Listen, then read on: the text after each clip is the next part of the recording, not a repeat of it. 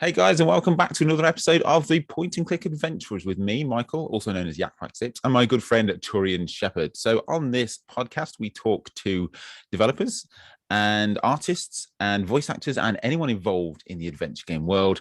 We also talk about what we've been playing, old games, new games, what's coming out, and all things in between. So before we head off and have this wonderful chat for the next half an hour or so, if you are new to the Point and Click Adventures, make sure that you hit subscribe, like, and all that kind of stuff, and it really help us out.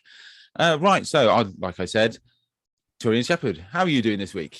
I am very good, thank you.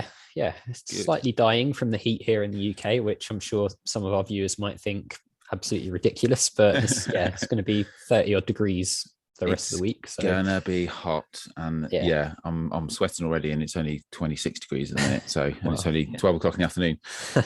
So this week it is the Steam Festival going on at the minute. So I thought this week we can just talk about Steam Festival, past festivals, future festivals, the importance of festivals. But before we delve into all that, we'll start with what we've been playing. So have you been playing anything over the past couple of weeks? I have, I've been, a combination. On YouTube, I've been playing Space Quest 6, which I don't think you've played before. No, I've almost finished Space Quest 1. That's my entire Space Quest history done. But how's 6 going along? Not overly impressed by it, honestly. No. Considering it's the final one in the series, it seems to be lacking any sort of direction or guidance. Yeah. It's a case of wandering around, just clicking things, hoping to figure out what you're supposed to do. Oh, dear. Very, very odd addition to the series. I know there were some sort of developmental changes from what I've heard, but very, very weird. There's no sort of idea of what puzzles you're trying to solve or anything like that. So I'm hoping that gets a bit better. But sort of off of YouTube, I've been playing quite a few things. A bit of Voodoo Detective, which came out a couple of weeks ago. How are you finding that? Fun. Because like I said, fun. Yeah, a lot of fun. I like the breaking the fourth wall stuff in there. The comedy is fantastic. But also a little bit of Nightmare Frames, which is out today when we record this. Yes. Yeah, so that's right. A little bit of that. I've also been playing a tiny bit of Intruder in Anticonia, which is out in July. I've got a key for that one. Yeah. And also a bit of Born Punk as well. Yeah. Awesome. Been busy then.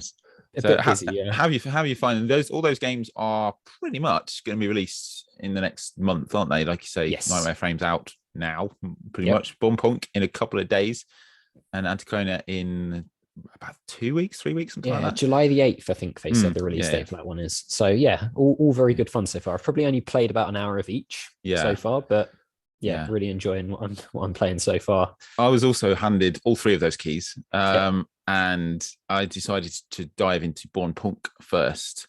So instead of starting all 3 at once, because I do tend to do that, especially when I get given the keys, because I can need to, reviews and all that kind of thing. I find I get sidetracked and it just takes too long. So I'm just focusing 100% at the minute on Born Punk. And I think I'm allowed to say, I mean, before I go any further, how far are you in Born Punk? About an hour in. About an hour. So, right. Okay. So that's about how long I'm in as well. I've played it for about an hour, a little bit. I haven't announced this anywhere, actually. I haven't even told you. I am in Born Punk.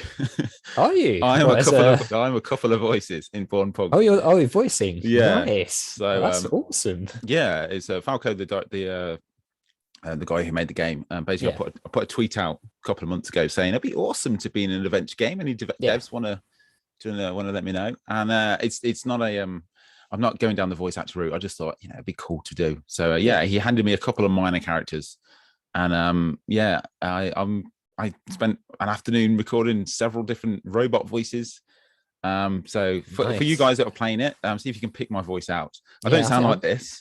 I sound like oh god, what was the voices like? Well, always like this, always like a geezer, and then the other one was like a little mouse kind of thing, and a funny little mouse, something like that. I can't remember now. I had good fun with it. So a massive thanks to Falco for having me onto that. And that's really awesome. I'm going to have to really keep a keen ear out now for this. Right. We're going to have to try and place you.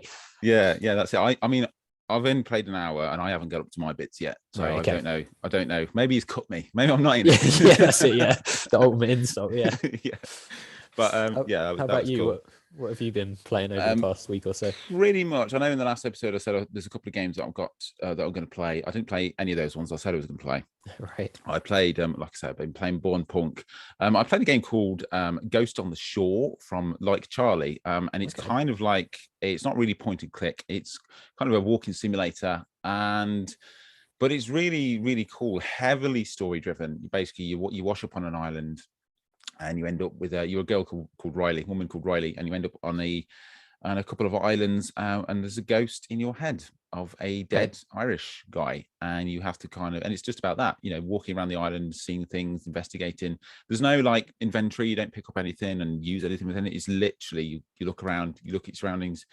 It's a really slow paced adventure, and you kind of just take things in. It's a completely different kind of vibe. I know a lot of people compare these kind of games to like Edith Finch is like the big one that people say, which I've not yet played, so I can't really say about that. But yeah, I really had a good time. The story definitely dragged me in, and that was good fun. And yeah, it's about 4 hours or so. Okay, so that was my one and only game, and then obviously Born Punk. But yeah, I've been playing a lot of demos because of obviously the festival that we've got going on at the minute. What about you? What have you got coming up next? Coming up next, well, obviously Steam Next Fest is on at the moment, which we're going to be discussing a little more shortly. So Old Skies, I want to play, which is the new Budget Eye Games one. I think you've played that, haven't you? I saw I have a video yesterday really cool when we're recording this. Yes. So I've seen a real buzz about that over on Twitter. People absolutely raving about it. Yeah. Also, Monorail Stories is another one that I've got lined up, which I believe is one where sort of choices affect this people sort of going on different journeys on the same monorail system. Yeah. And I believe they don't meet up with each other, but things they do on their own journeys then affect other people's journeys, which is quite a cool little concept. So I'm interested to see how that works out. And yeah, I think I'm just going to be scouring demos, to be honest, to see what's coming out soon. Yeah, that's cool. That's cool. I think I'm pretty much going to be doing that for the next week. So as we record this, there is 5 days left. I think the finish is on the 20th. So there's a lot of demos to get through. Now I know that you normally do like a good couple of like first looks. Yes. So like you play 15-20 minutes of a game, which is really cool, because if you want to play the demo, or you want to play the game, or you just haven't got enough time, like a short snippet rather than the entire demos can last ages these days, but a good 50 minutes. So which one of those like initially are you most excited about?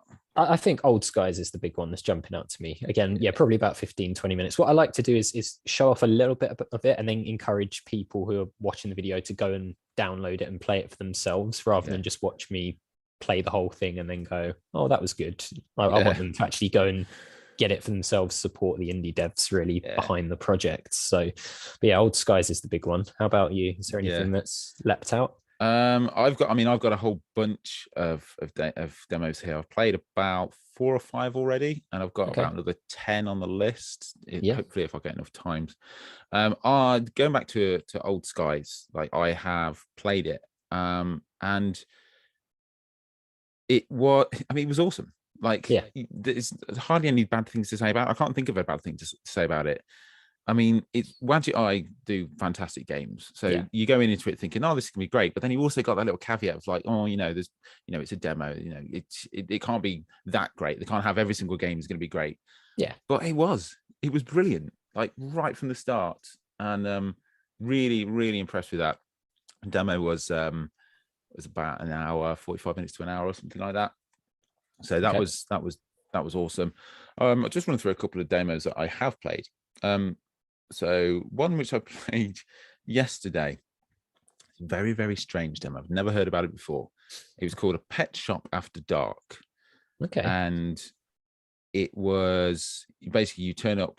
It's kind of like an anime style, right? And you turn up and in a pet shop. You just turn up at the pet shop because there's a job going. It says, you just have to be here all the time, so you have to sleep there.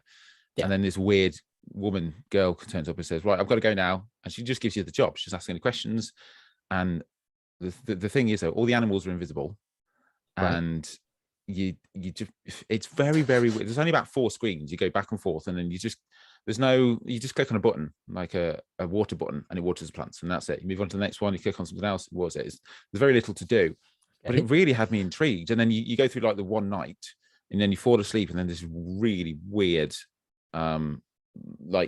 voice goes on in your head. It's just like, help me, and then you wake up, and then you're back in the pet shop with these invisible animals.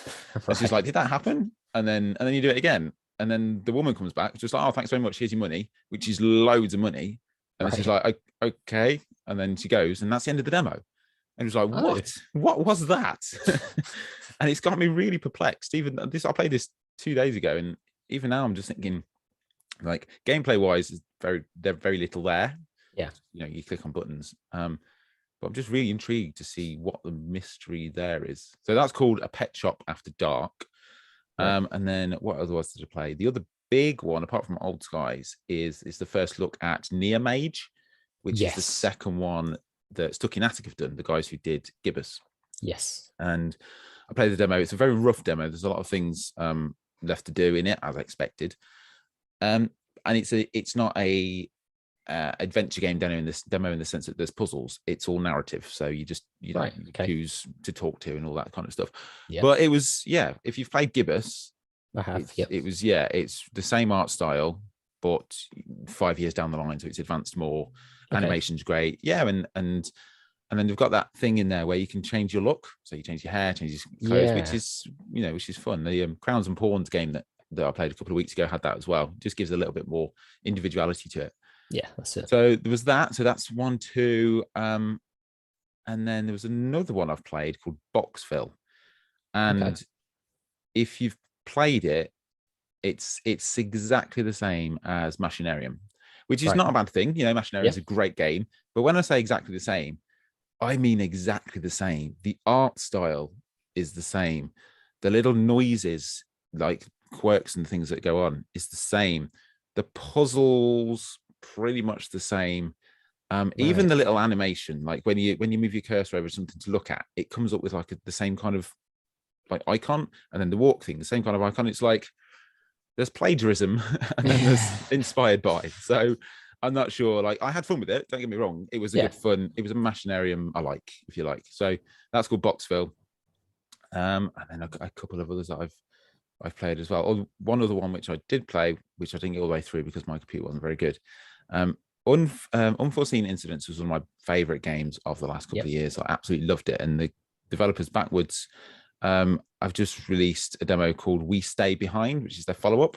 Right. But it's completely different. It's not point and click. It's again, it's almost like a walking sim where you play a woman who visits a village who have decided there's a comet coming to Earth and it's going to destroy their village specifically, and they've decided they don't care, they're going to stay behind, and it's called We Stay Behind. So you play this woman reporter going around and trying to find out why do you want to stay here, why don't you leave, and it's again quite peaceful, quite nice. Not a lot of puzzles going on in that, but I mean it was only a demo, but that was interesting as well. So those are, I know I've talked quite a lot then over all these demos. I have more here as well, but so there's a lot going on there. There is, and you're going to have a bit of a recap video as well coming on to your channel, aren't you? I will do, I always do that. I didn't do it the last one because I only ended up playing 3 demos, and I thought a recap video for 3 demos is not that great. But normally I play as many as I can. The last one I think I did 15 demos, and the other one, it's basically me talking like this, more scripted, telling you this game is out when, and this and this and this, and they're always good. Same kind of like you, where you just want to give them just a nugget of what's going on, what it's about, when it's out, and if you like it, kind of thing. So that'll be out in probably about 2 weeks because it takes a while to compile everything together. Sure. But I mean that's this Steam Festival. Let's have a look what else is going on. I mean, I have a massive list, but I'm very conscious of the fact that I've just spoken for what feels like 45 minutes about what I played. There's the Future Game Show as well, I think, which is on Steam at the moment as well. And I know the guest we've got on later, her game is actually part of that. So it's a similar sort of thing to Steam Next Fest. But I wasn't aware there's actually a rule you can only go onto Steam Next Fest once with your game. Yes, I saw something like that the previous time, because I think it's if your game is due for release in the next 6 months or 9 months or something like that. So if you've been in it, and then your game gets delayed by 2 years, and that's such is life. Yeah, I didn't realize that. I thought it was something you could just keep doing to get the word out there, but apparently not. I guess from the developer's point of view, if you keep applying for these fests, and then they happen about every 3 or 4 months, don't they? I think last one was February. So. Yeah. So what is it? So every 4 months. I guess from a developer's point of view, it'd be great to have it out all the time. But then from Steam's point of view, they're going to get inundated with like millions of demos all the time. So they want a finite number. I'm not sure how many they've got this year, how many numbers they've got in the actual festival. But I know adventure game wise, there's a couple of hundred there. Yeah. I mean, that branches over like point and click, walking sim, action adventure, very broad sim, broad genre. But there's a lot going on. Yes, it's worth checking out. If you're interested in adventure games, definitely worth going on there and seeing if there's anything that looks good to you. There's too many to play, really. There is too many to play. Yeah. I mean, when I played 15, I pretty much booked out my week. Yeah. And, just sit there and play and play and play and play and play. And some are fine. I mean, I've played demos that have literally been 3 minutes long. And I'm like, oh, that's great. Tick that off. And then you play one. I played one, actually coming back to what I've already played, I completely forgot because I haven't got it on here because I've only just finished it since before this recording with you. There's one called Dreams in the Witch House, which I literally finished like half an hour ago. Yeah. And that's really quite a long demo. But it's pixel art. I never heard about it before till this festival, which is the reason for festivals, I guess. Yeah. But yeah, you play a guy who is in 1929 and he just turns up and he's got a new flat, a new apartment in a creepy old mansion, and he has to go to university and learn, but it goes in real time. So once you leave the mansion, it kind of goes to noon, and then you have to do stuff at a certain time. And if you don't do it, then it goes to nighttime, and you have to you have to study. And if you don't study, then you don't pass the exam. But if you do study, then you get to. So it's very intricate. Yeah. And that was again, that's what I guess these festivals are all about, because that's gone on my wish list. And yeah, that's awesome. That's called Dreams in the Witch House. I'm not sure who the developer is though.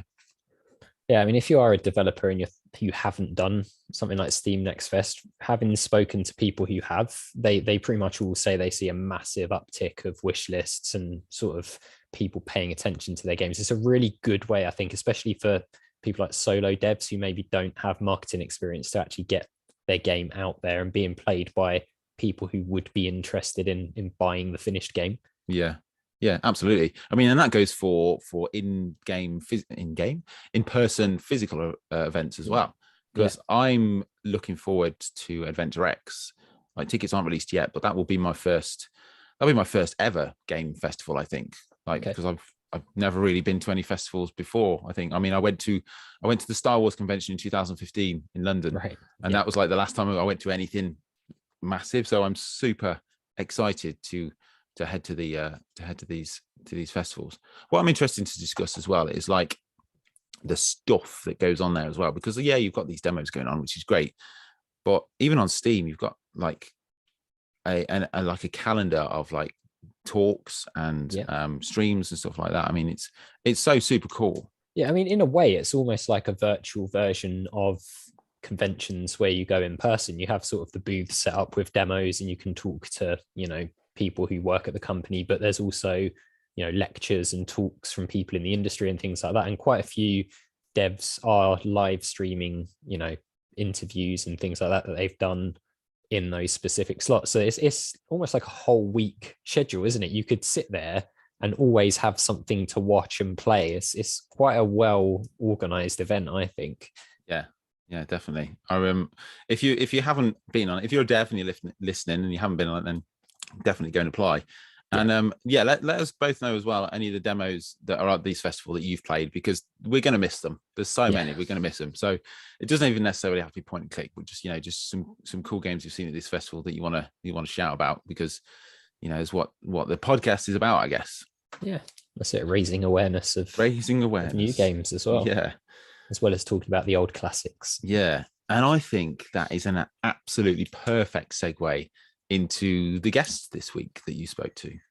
I did, yes. I spoke to Ava from Voodoo Bembel, who's a solo developer working on a point-and-click adventure game called A Twisted Tale. Discover a humorous point-and-click adventure game inspired by all the masterpieces that kept us glued to the PC back in the day. Seriously. A Kickstarter campaign for another point-and-click adventure game. Hey, Deathy, don't pull such a face now. Today just keeps getting better and better. This isn't another point-and-click adventure. It's a twisted tale. Awesome. Isn't it? And I see that we're trapped in a lousy campaign.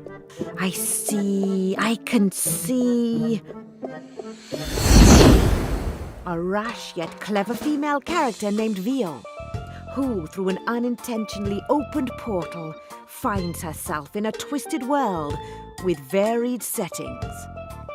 A portal, how extraordinarily creative.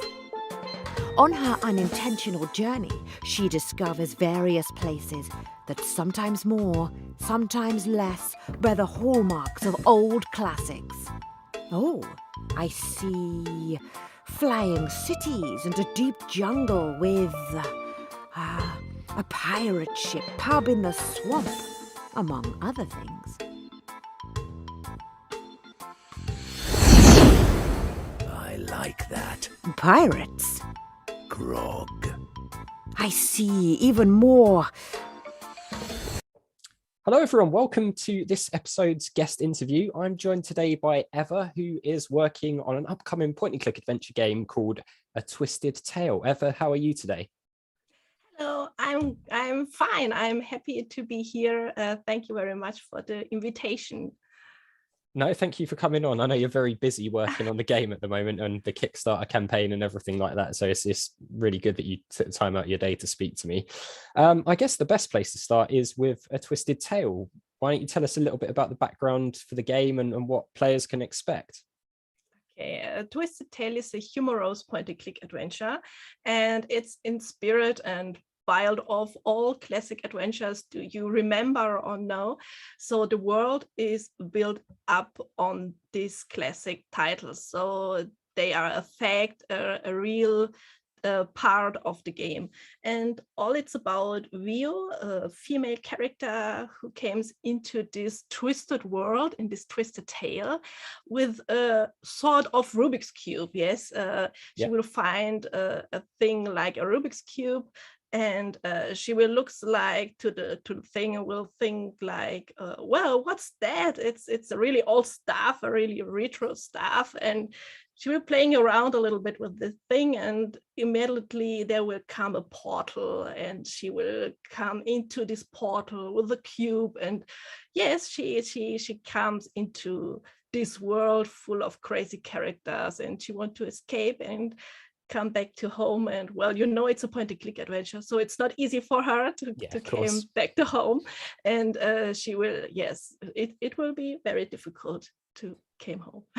Yeah, so you were saying there that the sort of classic adventure games are actually a part of the game itself. So rather than just being sort of little references here and there, they're actually part of the larger plot, are they? The characters themselves and things like that?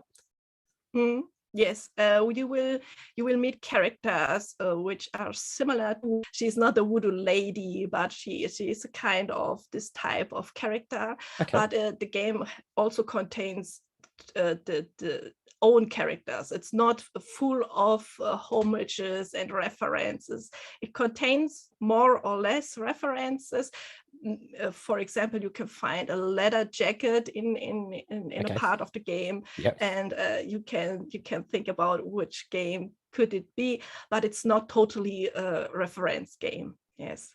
Yeah, because that was sort of the case with the demo as well, wasn't it? There are a lot of sort of little Easter eggs. It was quite an interesting demo, actually, because it's very different to any demos I've played before, and it was a really interactive experience. I think Michael streamed it on his channel, but I had people who'd watched the video of me playing it messaging me for weeks afterwards saying, I've figured out another one of the references from this game and that game. And there was so much packed in there. It was really good fun to go, oh, that's Simon the Sorcerer and that's from Monkey Island, and it's a really, really cool little concept, I think, to do a demo like that.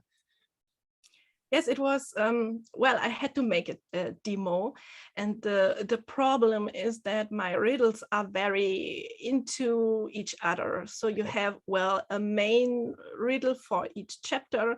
It's similar, like, for example, Monkey Island, you are in Amelia Island, you need a crew, but it's not so easy because you have to make other things. And in my case, I created the riddles in this way. So it's not easy to make a demo. So there isn't a case that you are only have to open the door, or it's not so contained into one part.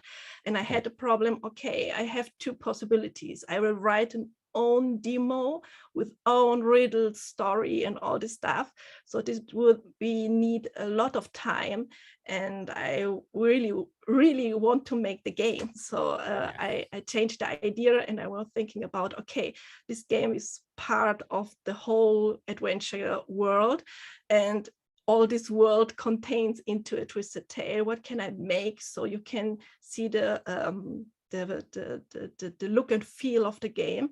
And I was thinking about, okay, let's put us all these references and let us make something like a challenge. So it's more a meta riddle in this case. Yes, you have to find all these references. So and until now, I think only one person found every riddle, every reference of the antique store. So I think it's really difficult. It is, yeah. It's one that I think people will go back to try and figure out more as well. If, like, they'll go, oh, I've got to figure out the rest of those. I couldn't find out what they were at the time. So I think that's a really good idea. But you mentioned their chapters. So I think I was reading on the Kickstarter campaign, there's going to be 7 chapters to the game. Is that right?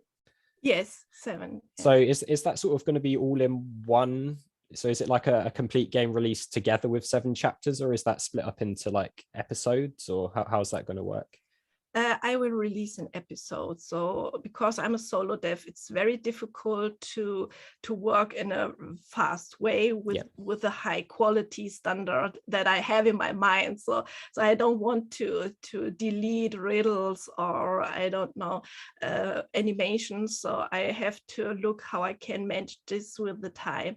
And also I really like to interact with my community. I have a really smart and clever and sympathetic community, and we're making, for example, Twitch streams where you can see how I make a character with paper and pen, or how I create a background. And they came with so much ideas, and it's very funny, and it's very interesting and creative, and I like to put the community more into the progress of the development. And this helps when you release in chapters. So you can manage more, you can see which characters are more interesting. How about the riddles? Are they how you expected? Or for example, in the gameplay demo, you have this ballpoint pen. And in the first case, the shopkeeper say, don't take it. And many people don't take this, but you can take this. When you try it again, you can make this.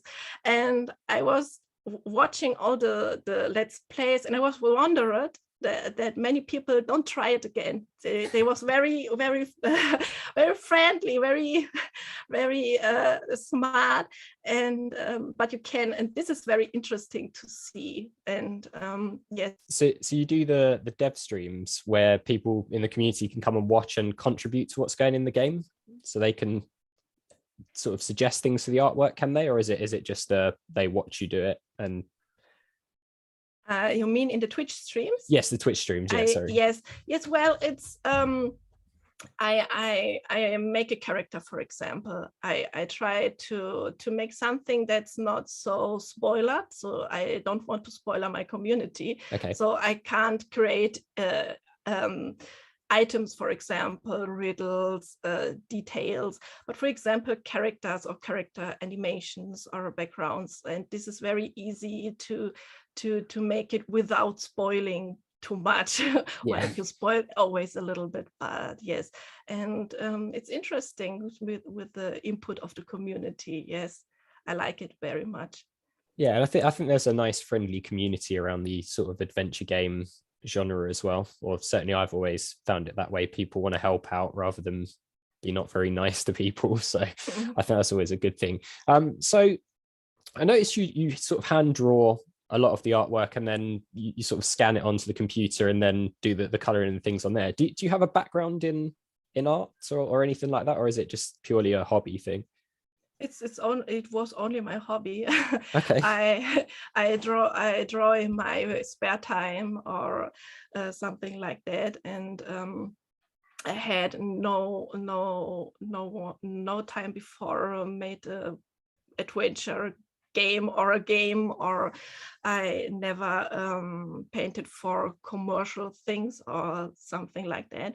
And yes, it's for me the better way to make it on this retro version or retro manner, because for me it was very difficult to paint all the graphics on the computer. I had at the beginning of the game a very little Wacom tablet. It was really Right. really tiny, and for me it was very difficult to create smooth outlines or to create the outlines, and I need a lot of time. And I really like also this retro style. I like Monkey Island 3 very much. I think you can see it. Yeah. And I like this look of the game, and so I copied this idea, and so I make all the graphics on paper and pen and ink. I scan everything and then I colorize it. Only the animations I make totally on digital way, because it's too difficult to make the animations with this classic way with paper, and you have to look. Yes. So do you not have any background in sort of game design or coding or anything at all? You've just literally jumped straight in to creating a game? Well, I never game design or write a game, but in my younger times, I had a website, for example, when I was 14 years old, in this time with front page and Dreamweaver. And then I started to look, how I can make it better and better.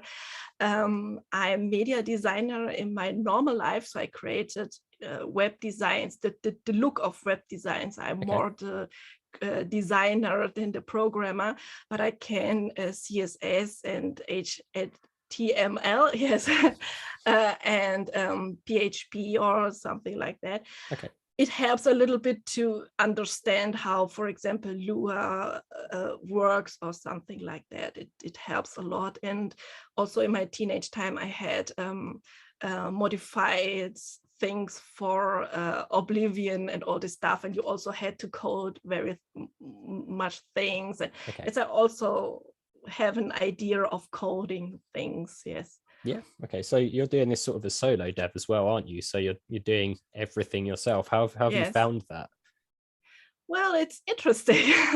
You have to learn a lot. Yes. For example, I never had made animations before. It's my very first time that I created animation. And for example, my very first animation was a walk cycle. It was interesting. But I like it. You have also a lot of freedom. Yes, you are free to create your game how you want it. For example, I have a little spider bro in the gameplay demo in the front graphic, and I need a whole night for this, because it was one of my first animations. And in a normal case in a team, you can't say easily, I want to take this night, I let the stuff and I want to make a spider bro.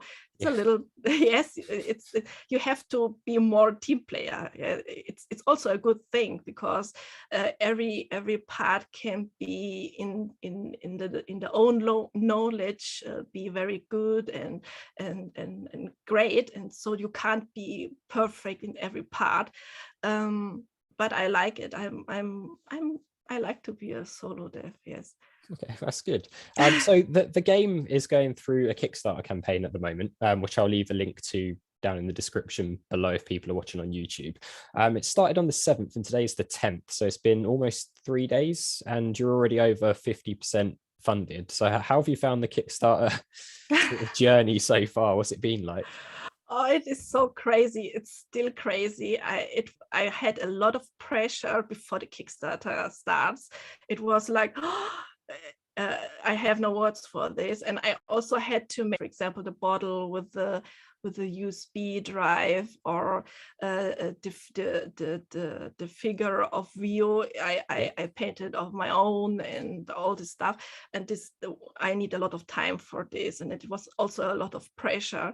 And when the day comes and I had to push the button, I was very it was crazy, and I had so many messages from friends and also from the community. Oh, today is the day, and it was. But when I started and I see that immediately the people was backed the Kickstarter, yeah. it was like, whoa, I never expected this. Everyone who wrote until this moment with me, I also wrote, oh my God, I'm not sure if it would work, and I'm not sure, and help me, and then it exploded, and it is so crazy and great and wonderful, and I'm so happy, yes, about this, and very thankful also, because it's a incredible feedback. Yes, it's wonderful. It's really wonderful. Yeah, so you mentioned a couple of the rewards there, but what are some of the other rewards you've got for? Because I think, did I see there's going to be like a potential collector's item physical box as well? Because I know that's quite popular in the adventure game world. So is there going to be, what other rewards have you got going on for people who might be interested in backing it? Yes, the collector's box is a must-have, I think so, in the rewards. I also love the collector's boxes. I don't have so many because I was very young when I played the point-and-click adventures, and I often had them found in some discount areas of the shops. Yeah. So I don't have so many, but I really love them, and they are like little treasures, and I like that to give them also to the community, because I know that they really like them. And yes, there are also other stuff also, for example, digital stuff. So you can be a character in the game, or you can find your name in a registry or something like that. And I try to give this the possibility to be a part of the game to much people, how it's possible. So no everybody can be a character in the game. It's sadly not possible. Yes. But I try to include the community with the rewards into the game.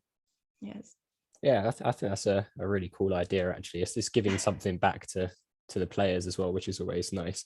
So, I mean, in terms of influences, if you had to say your top 3 influences for A Twisted Tale, what would they be? Well, Monkey Island 3, I think everybody can see it. Yep. It's totally clear. Also, in the humorous way, I would say Toonstruck. Okay. Not many people know Toonstruck, but it's also a very heavy humoristic game.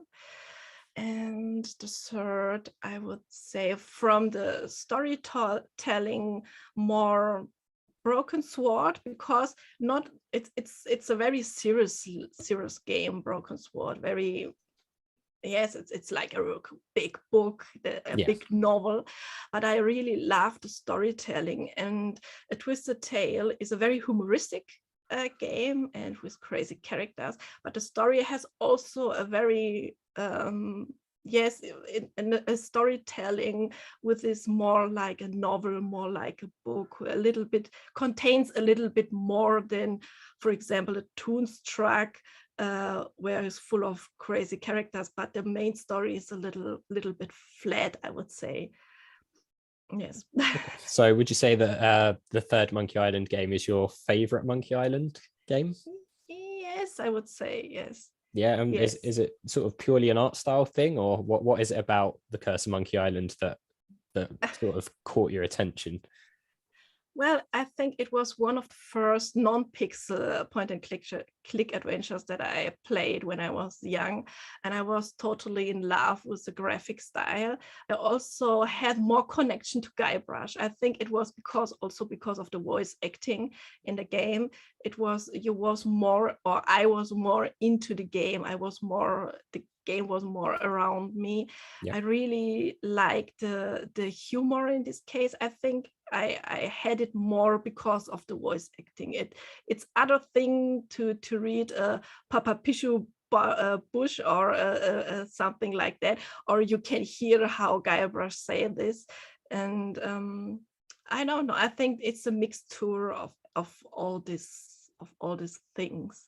Yeah, because I mean, voice acting can be a very big part of adventure games, and I know that's one of the main things you're sort of looking to do with the Kickstarter campaign, is be able to voice the game. I think in German and in English, and you've got some pretty cool sort of voice actors and things on that campaign page that I was having a look at. What are you looking forward to the most about having voice acting in A Twisted Tale if you are successful, which hopefully you will be with the campaign? I mean, it's been off to a flying start, but what are you most looking forward to in terms of hiring voice actors and getting them to work on the game? Well, I really love how they interpret my characters. For example, the English version of the gameplay demo and the German version are very different in case of the shopkeeper. In the English version, it's more like Monty Python. He has a powerful voice, and in German, he is more snobbish. He's very snobbish. Right. It's totally other case of character. And I had also to change the emotions of the character totally in both languages, and I really love this. I love how they make the soul of the characters. For me, it's they give their characters their soul. They interpret them. They give them more than I can bring up with graphics and text.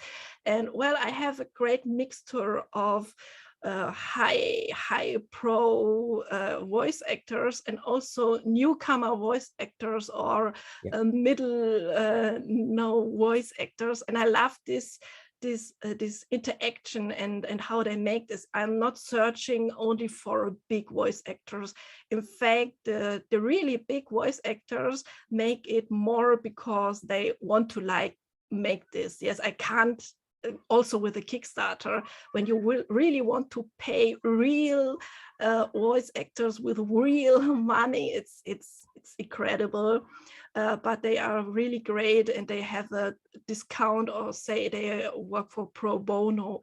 But the other voice actors who really try to be a voice actor in their business life, and they are cracking the pro level, and they want to live with this, and they are also great and amazing. They need to be paid. I have to pay them. I can't say, oh, do you want to make this for, I don't know, because of fun.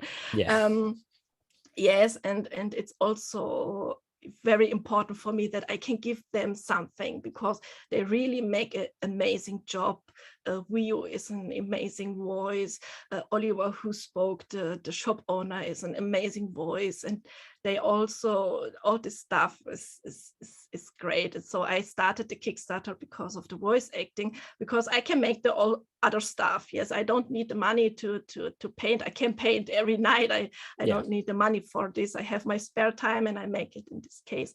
But yes, it's without the Kickstarter, I can't release the voice acting. So I have to make this. Yes. And how did that go, sort of getting the voice actors for the demo? Did you have to do interviews or anything, like an audition for deciding who would play the characters? Or yes, it was very interesting. And in the first time I wrote to voice actors. Okay. And in many cases I don't become a response. Right. Yeah.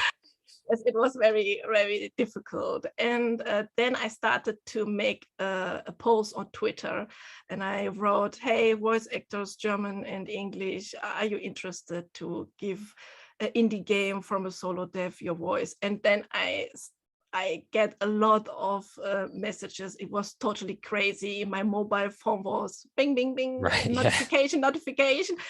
And there are so many great and amazing people. It was very difficult because I searched only Rio and the shopkeeper, but there was a lot of great voices. Also, I know my story and I know the characters who came up, and I was thinking about, oh, this voice could be very great for, I don't know, the great grandma in the restaurant or for the tattoo artist there. And but I had to say to them, well, we have to create a Kickstarter. I can't manage this now. And yes, it was very interesting, and I was sat down hours and day of days, and I really heard every voice and make it notices, and I answered to everyone. And yes, and then when I heard Vio in German and English, it was totally clear. Oh, this is Vio. This is how I have Vio in my brain, in my mind. And yes, and I'm very happy that the two women said yes, of course, why not? We really like to give our voice to Vio, and also the shopkeeper Oliver make an incredible job, and also Kai in the German version. Yes. Yeah, so I think that's something that a lot of players don't really, they're not aware of when they play the demo for like a Twisted Tale. They're not really aware of all the hard work that's gone in behind the scenes to actually find the voice actor to voice that particular character. It's hours and hours of hard work and narrowing it down to find that perfect voice. And I think that's why it's interesting to ask these sorts of questions to someone like you, to actually get the other side of the picture that we don't get to see as the player. So, I mean, in terms of a release date, do you have a potential release date yet for the game that you think it'll be out around? Yes, well, in September there will be the first chapter released. Okay. And it's also in Steam. You can see in September is release day, so I have a little bit pressure, but it's great. It's always great to have a deadline, so you are really continue in your working. And the rest of the chapters, well, it contains 7 chapters, and I tried to release them in 3-month cycles. Okay. In the very beginning of creating a Twisted Tale, I had a lot of problems with the engine. Never had made a game before, never used Visionary before, and also difficult was that Visionary don't have a text documentation, so you have to look at YouTube videos, and this needs a lot of time. You have to look and watch to find sometimes little things that you want to implement, or you have to rewrite I have to rewrite many things in Lua, because for example the scaling of the person don't fit with my scenes. The engine is very linear in the scaling, and my scenes are a little bit like Monkey Island 3. So she came in front and back, and the scaling was crazy in the engine. She bounced a lot, and I had to rewrite, for example, this whole stuff in Lua. So, but now I have all the basic mechanics of the game, and I don't have to be making some voodoo or magic in Lua. So it's more easier for me to create now the game, and so I can focus more on the development itself of the chapters. And well, I hope when we crash the funding, I hope maybe possible that I could make happen, that someone with the animations could help me a little bit. I also have cutscenes in the game, and they are not a lot, but a few, and it's difficult for me to create the animations because I'm not an animator, and I need a lot of time. And when I could give this part a little bit to other people, or for example they could help me with this, the total time would be faster of the development. So it's always you have to look also about the quality. I don't want to delete riddles or dialogues. Yeah. So all this stuff have to be included. I want to have a quality of the game. I want that the people like the game and have fun with the game, and this also need time. So I try to, and I think it's possible to create all these chapters always in 3 months. Okay. More or less time slots. We will see what happens with the Kickstarter. Yes, I hope it. So, yeah, and sort of aside from the Kickstarter, what's the plan now for the next couple of months? Are you going to be doing anything like Steam Next Fest or anything like that for the game to sort of help with the marketing side of things? Well, I was in the Steam Next Fest the last time, so I can't be in this time. And Right. Steam has this Rules. rules, Yes. yes. But I will be part of the Future Game Show now on Saturday, and well, we will see what happens. Or maybe the people see the game and like them, and well, I think there will no come more. I'm trying always to be in festivals or something like that, Yeah. but it's very difficult, and it's not easy. And well, I try my very best to be the next time in different places. Yeah, just get the word out about the game and things. I think events like that are really good for sort of generating interest and trying to find the right audience for the game as well. So sadly, that is it. We're out of time. Ava, thank you very much for joining me today. I know you've got a lot to do, so I'll let you get back to working hard on the game and keeping that Kickstarter campaign going. I'm going to leave links to the campaign and the Steam page and everything down in the description below the video. I know Michael's going to do the same. But yeah, Ava, thank you for joining me and enjoy the rest of your day. Thank you very much being part of this wonderful podcast, and greetings, and I hope we see us soon. Definitely. Thank you very much. So that was my interview with Ava from Voodoo Bembel about A Twisted Tale, which actually is going through a Kickstarter campaign at the moment. I believe it's about 75% funded now, so not far away at all. And it's only been, has it been a week? I think it might have been a week today, about perhaps. A week, yeah. So that one's doing really well. There was another Kickstarter you wanted to talk about very quickly, wasn't there? Yeah. Well, when I spoke to Gregor Muller last episode, he was just about to release his Kickstarter, and that has been released now. And again, it's about halfway through, and he's just over halfway as well. So yeah, if you want to go and support Gregor with his game Casebook 1899, the Leipzig Murders, Leipzig Murders, then go and have a look in the description down below. We'll leave all the links to those guys. So yeah, like I said, I was gutted to miss that interview with Eva, because she was really good fun. I really like the fact that when she streams, she's just got all this input from everyone. That's all I took away from that interview. Just kind of like in her head, she's got this game, but she's not adverse to input from fans and just general public. I think that's a really strong part of the reason she's got this community as well. I think it was really interesting. Yeah, and I quite liked the whole concept of. I think you played the demo, didn't you? Did you stream it? I did it on YouTube, so right. I did about 25 minutes. But yeah, it was unlike any demo I've ever played before, because there was nothing to do. Like there's no puzzles. There's one room. There's a lot of talk. But if you haven't played the demo, then is it still available? I think it still is available. I think it is. Yeah, I think it's available for the future game show, which is part of it at the moment, actually. Awesome. So yeah, we'll go and play it. So essentially, it's one room where you just look at stuff, and it's all old adventure game stuff. So it was really good fun. It's good fun, like you said in the interview. I really want to go back now and just kind of look at it more and go like, oh, I missed that. That's about this, and it's really good fun.